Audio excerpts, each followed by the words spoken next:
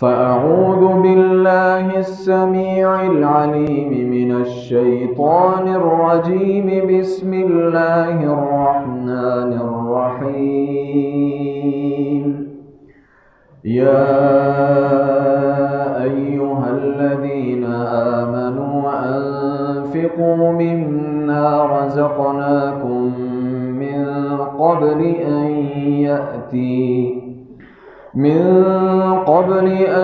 يأتي يوم لا بيع فيه ولا خلة ولا شفاعة والكافرون هم الظالمون.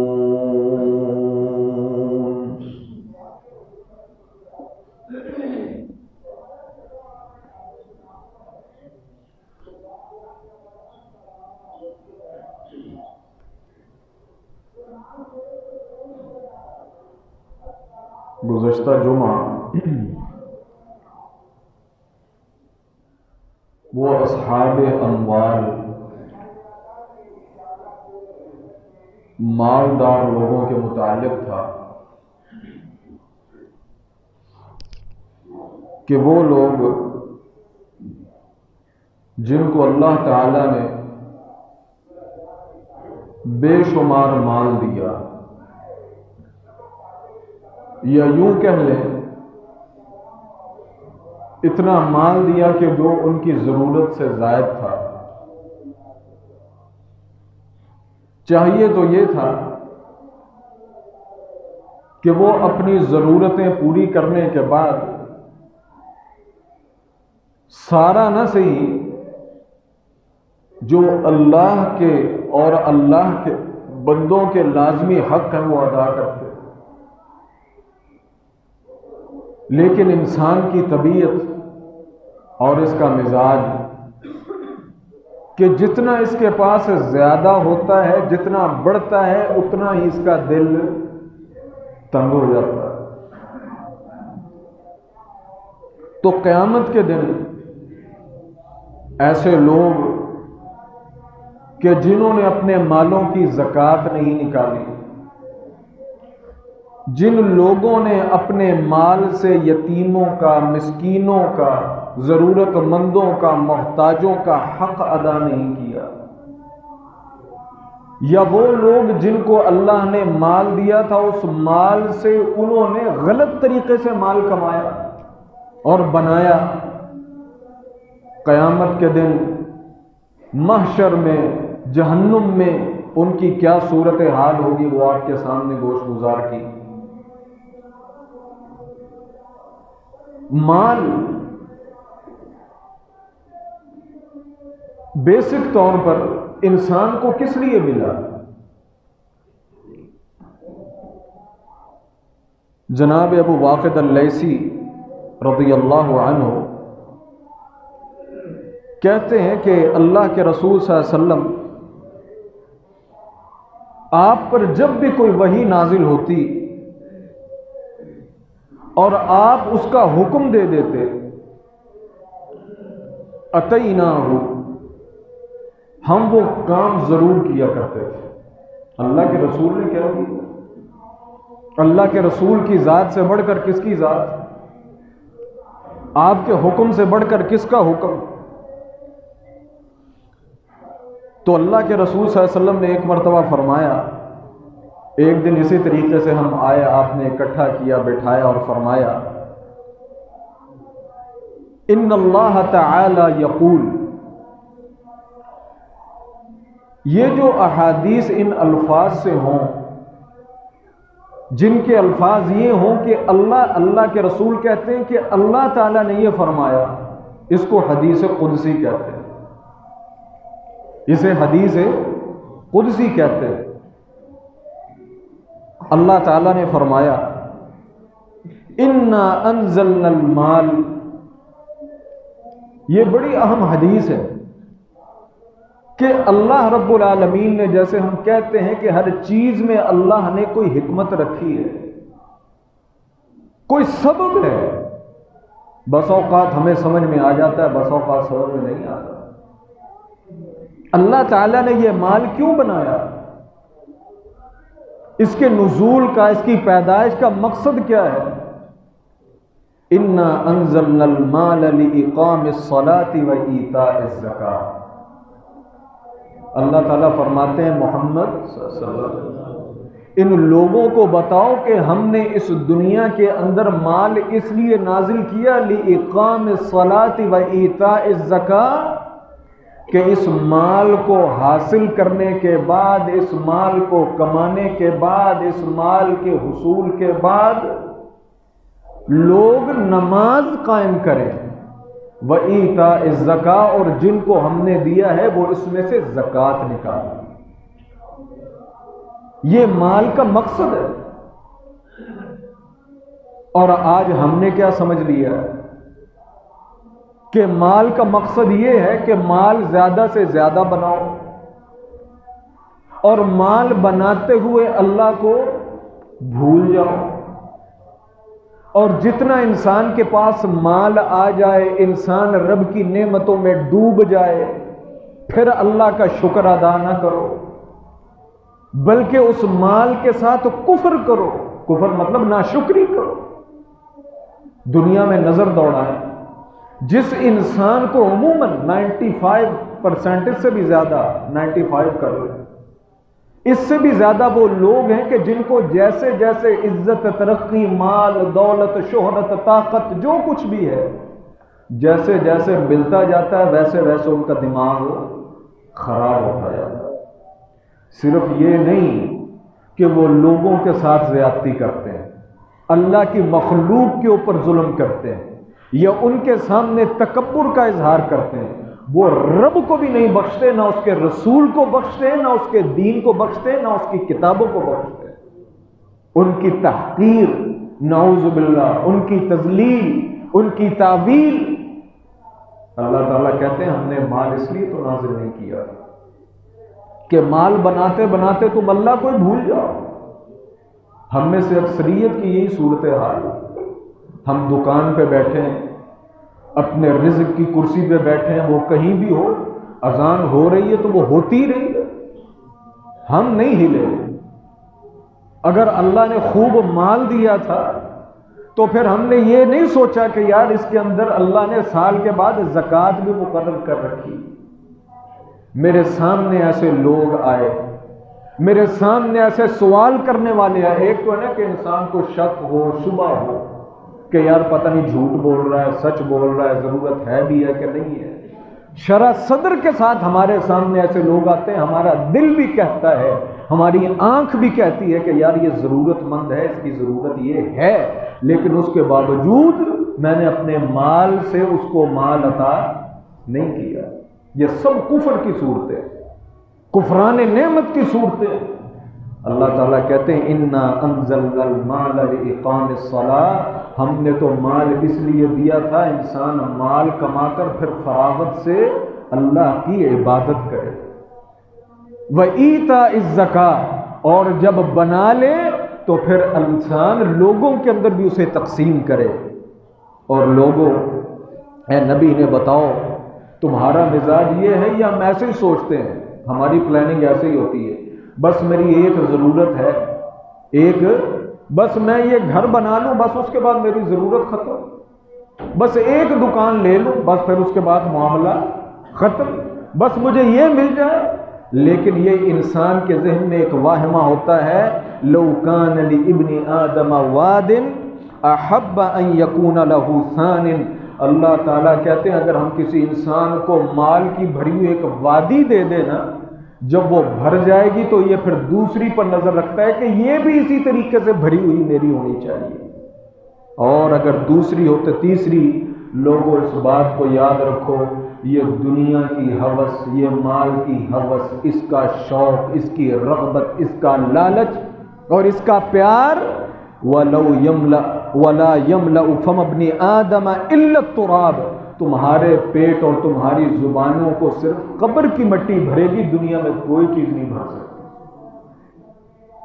تو اس لیے ہمیں اس مال کے سبب اللہ رب العالمین کا شکر ادا کرنا چاہیے، نہ کہ رب العالمین کا کفر ادا کرنا چاہیے۔ مال یہ تو ہو گیا سبب، یہ تو ہو گیا سبب۔ اور جو لوگ اللہ کے راستے کے اندر خرچ کرتے ہیں ان کے ساتھ کیا ہوگا؟ رسول اللہ صلی اللہ علیہ وآلہ وسلم نے فرمایا کہ قیامت کے دن انسان جو ہے وہ اب جس دن کوئی سایہ نہیں ہوگا اس دن انسان اپنے صدقے کے سائے کے نیچے ہوگا۔ جس دن کوئی سایہ نہیں ہوگا انسان اپنے صدقے کے سائے کے نیچے ہوگا۔ کیسے؟ رسول اللہ صلی اللہ علیہ وسلم نے فرمایا کہ اللہ رب العالمین اس انسان کو اپنے عرش کا سایہ نصیب فرمائیں گے، تصدق بصدقۃ فاخفاها حتى لا تعلم شماله ما تنفق يمينه۔ کیسا انسان؟ دکھا کر نہیں دیتا، اس نے اللہ کے راستے میں دیا اور چھپا کر دیا، اور چھپانے کی بھی اس نے حد یہ کی کہ دائیں سے دیا تو بائیں ہاتھ کو بھی یہ اندازہ نہیں ہوا کیا دیا، کتنا دیا، کیسے دیا اور کسے دیا۔ لوگوں کو دکھا کر نہیں۔ ہم اللہ کے راستے میں خرچ کرتے ہیں تو یہ شوق رکھتے ہیں کہ ہمارا نام لیا جائے، ہمارا نام پکارا جائے، ہمارے نام کی تختیاں لگائی جائیں، لوگوں کے اندر واہ واہ ہو۔ اگر انسان نے ایسا کیا تو پھر بھائی انسان کو اللہ تعالیٰ نے اس کا بدلہ دنیا کے اندر ہی دے دیا۔ کسے ملے گا وہ عرش کا سایہ؟ جس نے اللہ کے راستے میں خرچ کیا اور چھپا کر خرچ کیا اور خلوص کے ساتھ کیا۔ اللہ اکبر۔ رسول اللہ صلی اللہ علیہ وسلم نے فرمایا ہم اپنے بیٹے کو پیسے دیں نا، اپنے بیٹے کو بیٹی کو پیسہ دیں تو جہاں ہم انہیں پیسے دے رہے ہوتے ہیں، چیز دے رہے ہوتے ہیں، ہمارے دل کے اندر، ہمارے اظہار کے اندر محبت بھی ہوتی ہے۔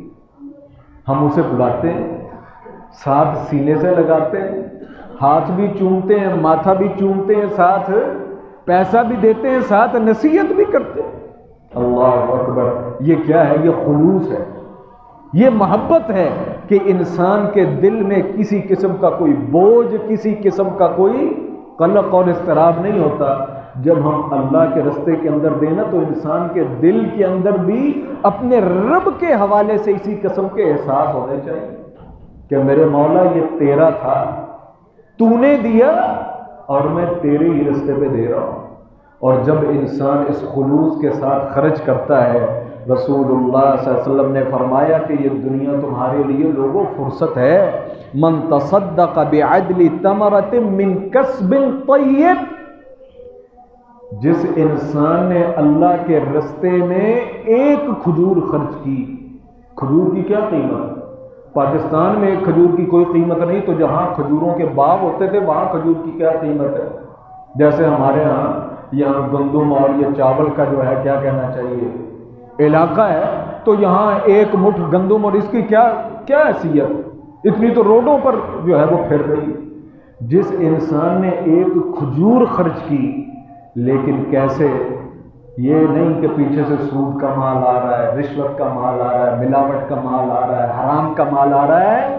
من کسب طیب، اس مال کے اندر کسی قسم کی کوئی ملاوٹ اور کوئی آمیزش نہیں تھی حرام کی، طیب پاک اور حلال چیز خرچ کی۔ وَلَا يَصْعَدُ إِلَى اللَّهِ إِلَّا الطَّيِّبُ، لوگوں اس بات کو اپنے ذہن میں رکھو کہ آسمان کی طرف اگر کوئی چیز اٹھتی ہے تو وہ سوائے طیب کے کچھ نہیں اٹھتی۔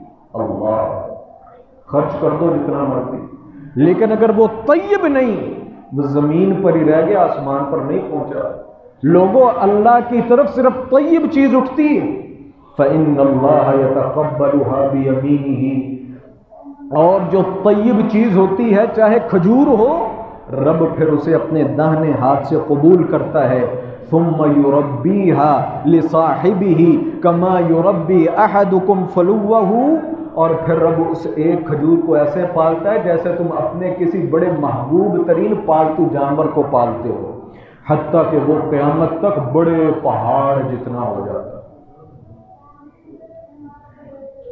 ایک کھجور لیکن طیب مال کی، حلال مال کی، یہ انسان کے لیے قیامت کے دن پہاڑوں جتنا وزن رکھتی ہے۔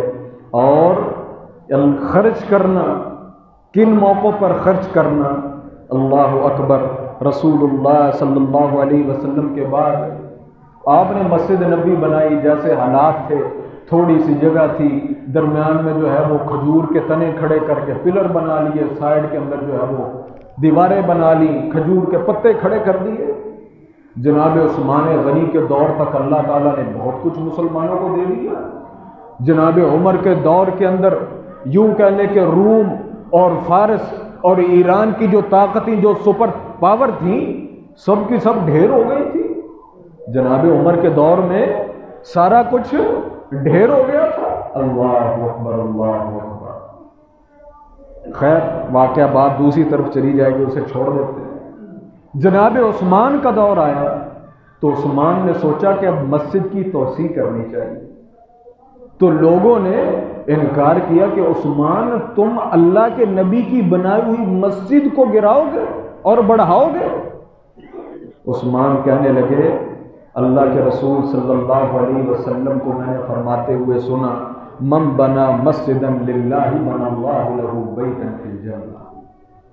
اور اس میں کوئی شک نہیں کہ یہ اللہ کے رسول کی مسجد ہے، یہ اللہ کے رسول نے بنائی ہے، لیکن یہ گھر کس کا ہے؟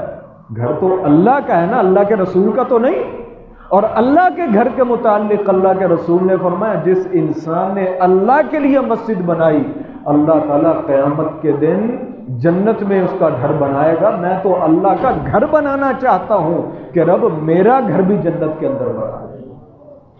تو مسجدوں کے اوپر خرچ کرنا، مسجد کے معاملات کے اندر خرچ کرنا، اور پھر وہی پہلی والی بات، لوگوں کے لیے نہیں، روب ڈالنے کے لیے نہیں، اپنی میں کھڑی کرنے کے لیے نہیں، امام خطیب اور منتظم کو اپنے سامنے جھکنے کے لیے نہیں، اللہ کے لیے اگر تم خرچ کرتے ہو، بن اللہ لہ بیتا فی الجنہ۔ جب دنیا میں کچھ نہیں لیتے تو آخرت میں ملے گا، اگر دنیا میں طلب کرتے ہو یا چاہت ہے تو آخرت میں کچھ نہیں ملے گا۔ میں تو اللہ کا گھر بنا رہا ہوں۔ اللہ اکبر۔ رسول اللہ صلی اللہ علیہ وسلم نے فرمایا دنیا میں تو ہم زندہ ہیں نا، ہر بندہ کہتا ہے میں یہ کر لوں گا، نماز پڑھی ثواب ملا، زکوٰۃ دی ثواب ملا، کسی سے اچھے طریقے سے ملے ثواب ملا۔ جب بندہ مر جائے تو ثواب کے سارے راستے بند ہو جاتے ہیں۔ لیکن رسول اللہ صلی اللہ علیہ وسلم نے فرمایا کہ سبع یجری للعبد اجرہن وہو فی قبرہ، 7 چیزیں ایسی ہیں بندہ اپنی قبر میں ہوتا ہے، لیکن اگر دنیا میں وہ یہ 7 کام کر کے گیا ہے تو قبر میں بھی اس کے یہ 7 دروازے نیکیوں والے کھلے رہتے ہیں۔ 7 دروازے کھلے رہتے ہیں۔ کون سے؟ من علم علما، جس انسان نے کسی کو اللہ کے لیے صحیح بات کا علم دے دیا، جس سے اس کا دین سنور گیا یا دنیا سنور گیا۔ من علم علما، جس نے اللہ کے لیے کسی کو کچھ سکھا دیا اور اس کی اصلاح ہو گئی۔ او اجرا نہرن، کہیں اس نے پانی کہیں سے گزروا دیا، کوئی نہر کھدوا دی، پائپ لائن بچھوا دی، سمجھ جائے۔ او حفر بئرن، یا کہیں کنواں کھدوا دیا۔ او غرس نخلا، یا کہیں درخت کھڑا کر دیا جس سے پرندوں نے بھی فائدہ اٹھایا، لوگوں نے بھی فائدہ اٹھایا۔ او بنا مسجد، یا جس نے مسجد قائم کر دی۔ او ورث مصحفا، یا مسجد کے اندر کوئی قرآن رکھ دیا، کسی کو پڑھا دیا۔ او ترک ولدا یستغفر له، یا دنیا میں ایسی اولاد چھوڑ کر آ گیا جو اس نے مرنے کے بعد نہ والدین کو بھولا بلکہ ان کے لیے استغفار بھی کرتی رہی۔ یہ 7 چیزیں ایسی ہیں، انسان اپنی قبر میں ہوتا ہے لیکن ٹھنڈک ان 7 چیزوں کی اس تک پہنچتی رہتی ہے۔ آج مجھ سمیت ہم میں سے ہر انسان کی یہ چاہت ہے میرا بیٹا ڈاکٹر بن جائے، انجینئر بن جائے، بڑا افسر بن جائے، بڑا تاجر بن جائے۔ ہم میں سے کتنے ہیں جس کے ذہن کے اندر یہ بھی آتا ہے کہ میں مر جاؤں تو میری اولاد ایسی ہونی چاہیے کہ مرنے کے بعد مجھے ان سے ٹھنڈی ہوا پہنچتی رہے۔ ڈاکٹر بنانے کا تو ہر انسان سوچتا ہے، انجینئر بنانا تو ہر انسان کا ذوق اور شوق ہے۔ ایسے کتنے ہیں کہ جن کا ذوق شوق یہ ہے کہ یار یہ سچا اور سچا اور کھرا مسلمان بن جائے۔ اللہ اکبر، یہی سب سے بڑی غنیمت ہے۔ اور استغفار کرنے والی اولاد، دعا کرنے والی اولاد، اس کا کتنا مقام ہے۔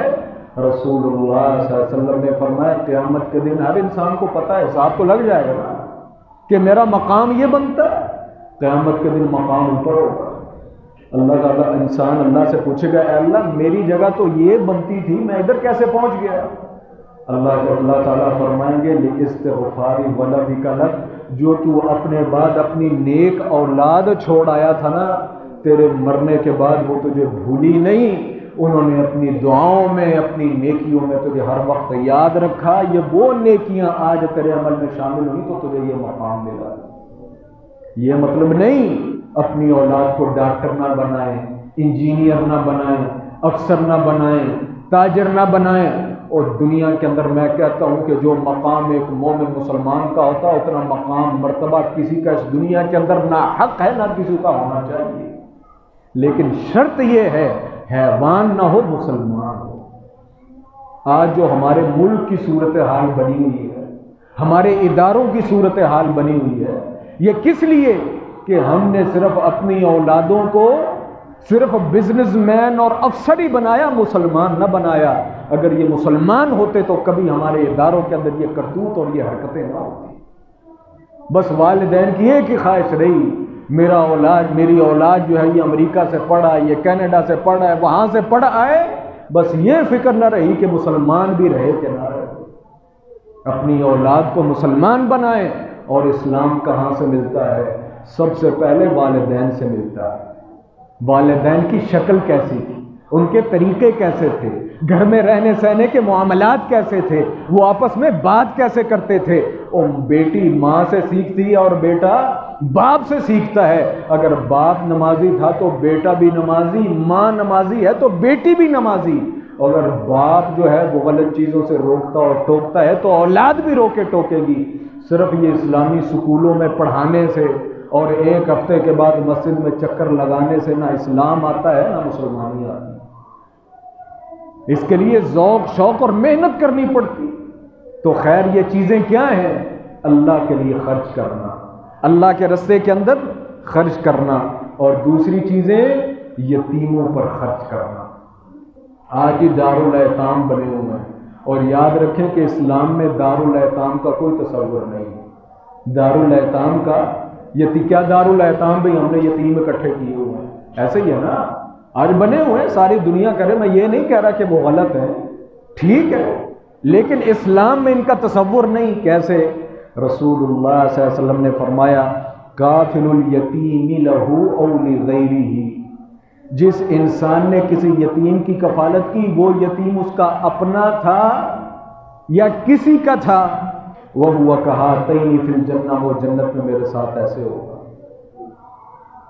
ویسے ہی ذرا اندازہ لگائیں کہ فیروز وٹوا میں کتنے یتیم ہوں گے، گنتی کے ہوں گے، گنتی کے ہی ہوں گے نا۔ اور ادھر ماشاءاللہ اللہ رب العالمین کی کتنی مخلوق ہے، کوئی ایک بندہ بھی ایسا نہیں جو کسی یتیم کی کفالت کر لے، بھائی تو نے ٹینشن نہیں لینی، تیرے سارے معاملات میرے ذمہ ہیں، ایسا نہیں ہو سکتا۔ جس نے ایک یتیم کی کفالت کی، وہ یتیم اس کا اپنا تھا یا کسی کا تھا، اجنبی تھا، لیکن بیچارے کے سر پر دست شفقت رکھنے والا کوئی نہیں رہا، خرچ کرنے والا کوئی نہیں رہا، اس بندے نے اسے اپنی ذمہ داری میں لے لیا۔ رسول اللہ صلی اللہ علیہ وسلم نے فرمایا کہ وہ ایسے جنت کے اندر میرے ساتھ ہوگا اذا اتقى اللہ، اگر نے اس یتیم کی کفالت اللہ کے لیے کی تھی اور اللہ سے ڈر کر کی تھی۔ بس اوقات دنیا میں لوگ جن کی اولاد نہیں ہوتے کسی کا بچہ لے لیتے، یا کسی کی بیٹیاں ہوتی ہیں تو بیٹا کسی کو بنا لیتے ہیں۔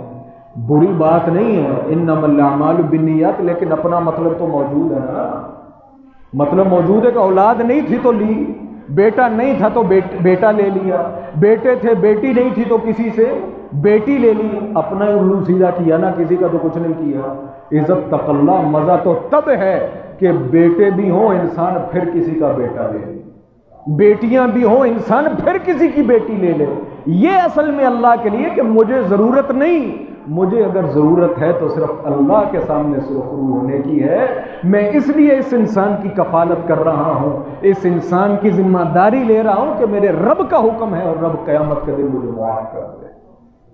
عزت تق اللہ، اگر کسی انسان نے کسی یتیم کی کفالت اللہ کے لیے کی اور اللہ سے ڈر کر کی، وَأَشَارَ مَالِكٌ بِالسَّبَّابَةِ وَالْوُسْطَىٰ، حدیث بیان کرنے والے نے اللہ کے رسول کی انگلیوں کو یوں بنا کر دکھایا ایسے۔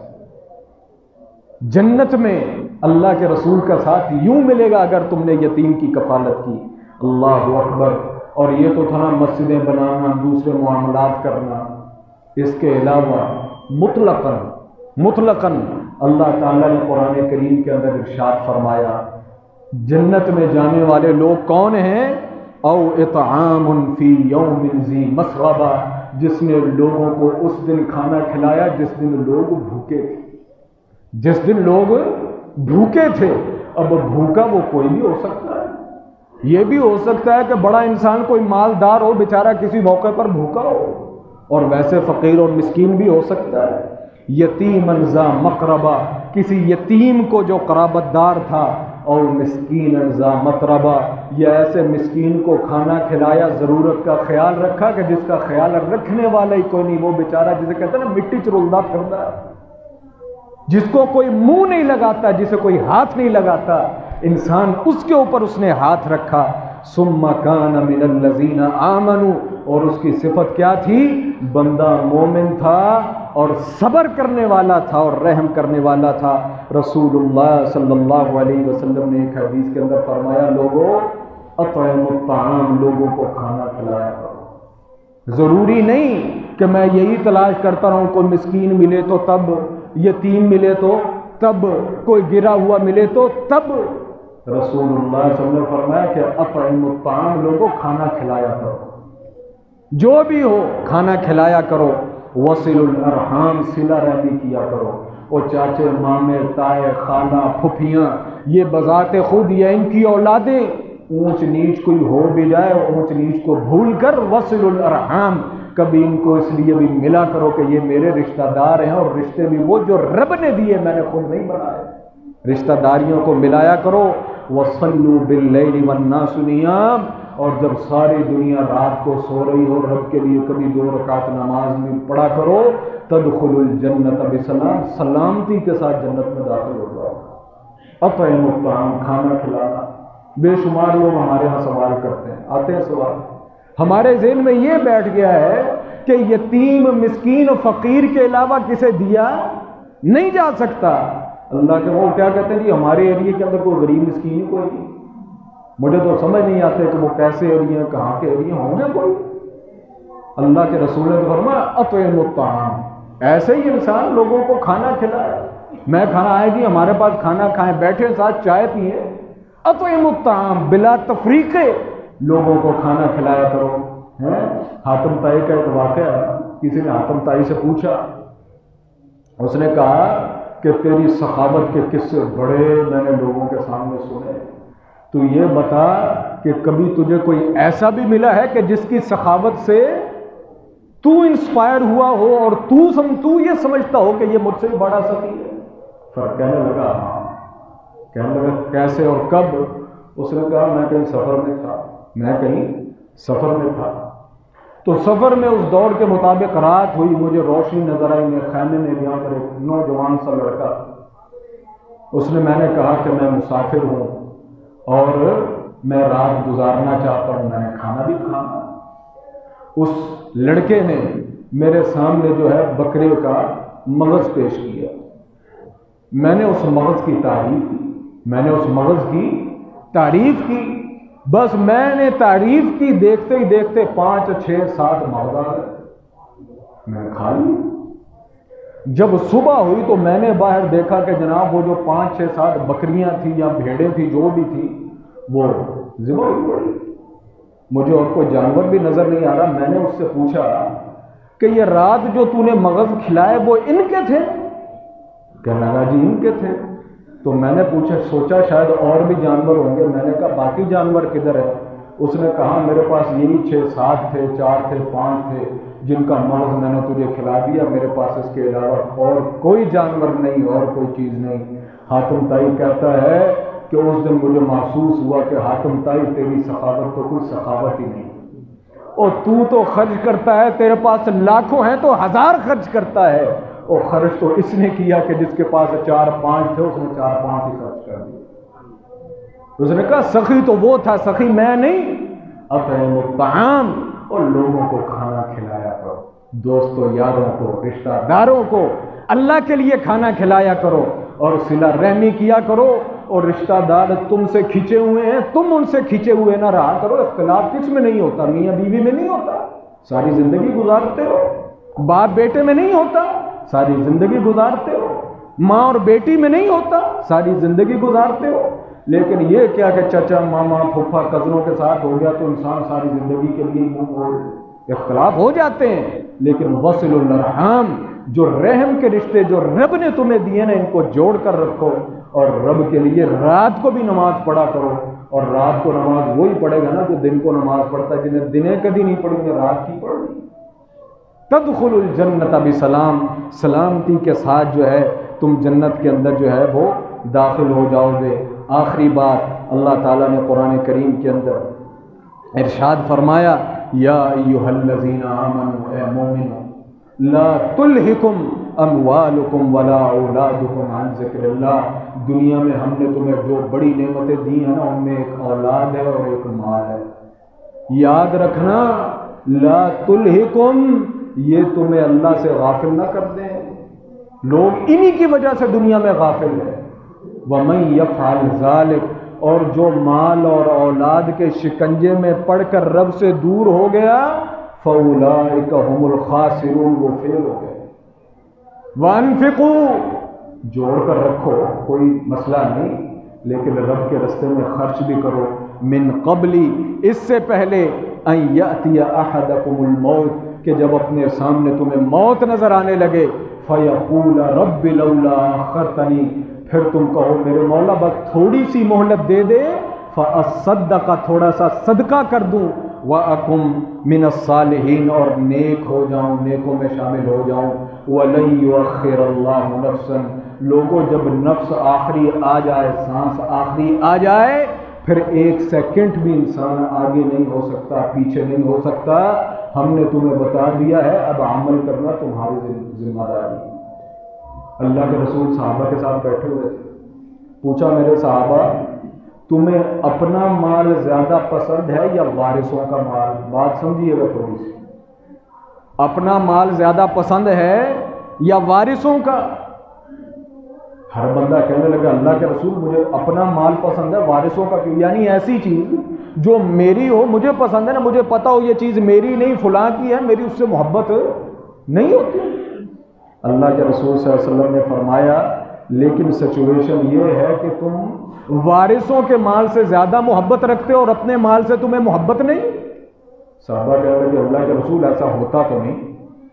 اللہ کے رسول صلی اللہ علیہ وسلم نے فرمایا اعلموا، یاد رکھو، انہ لیس منکم من احد، تم جو ہے ایسا کر رہے ہو، مالک کا تمہیں پتہ ہے تمہارا مال کون سا ہے، ما قدمت ومال وارثک ما اخرت، جو تو نے خود استعمال کر لیا وہ تیرا، اور جو تو نے آگے صدقہ کر دیا وہ تیرا، باقی تو نے جتنا کچھ بنایا ہوا ہے وہ تیرے وارثوں کا ہے، تیرا نہیں۔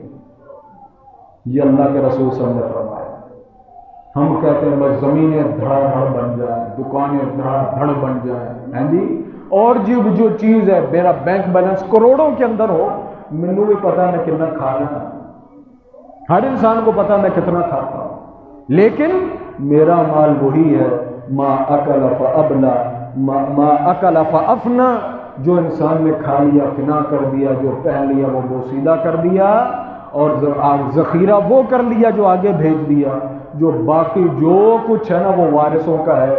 اور تے وارث کہنے دے پتہ نہیں انہوں نے بات یاد بھی کرنا ہے کہ نہیں کرنا، دعا بھی کرنی ہے کہ نہیں کرنی۔ قسمت والے ہی ہوتے ہیں وہ لوگ جو اپنے والدین کو اور اپنے اکابر کو اپنی دعاؤں میں یاد رکھتے ہیں، غمی اور خوشی میں یاد رکھتے ہیں، اور جن کو ہم دنیا کی بڑی بڑی ڈگریاں، دنیا کے بڑے بڑے گھر، دنیا کے بڑے بڑے بزنس، ان کو اتنی فکر نہیں ہوتی کہ ہمارا بابا ہمیں کیا کچھ دے گیا، وہ آگے تمہارے بعد اپنی دنیا کے اندر ہی مصروف ہو جاتے ہیں۔ اس لیے بھائی میں یہ کہا کرتا ہوں اپنی فکر آپ کر لیجیے، کسی نے نہیں کرنی۔ قسمت کی بات ہے، اگر اولاد اچھی ہو تو اچھی ہو، ورنہ اگر اولاد بری نکلنے پر آ جائے تو نوح کا بیٹا بھی برا نکل آئے۔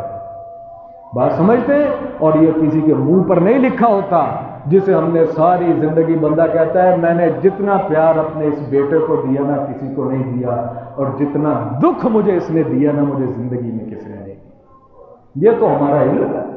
اس لیے بھائی اللہ نے جب تمہیں طاقتیں دی ہیں، مال دیا ہے، اپنے لیے بناؤ، اپنی اولاد کو کھلاؤ اور پلاؤ، لیکن سب سے پہلے اپنی فکر کرو کہ دنیا میں تو میں ہوں، میں نے ایک دن مرنا بھی ہے، ان کے لیے بھی بنا کر جاؤ، لیکن سب سے زیادہ اپنی فکر کرو۔ اور تمہارا مال وہی ہے جو کھا رہے ہو، جو پی رہے ہو، جو اپنے ہاتھ سے اللہ کے لیے صدقہ کر رہے ہو۔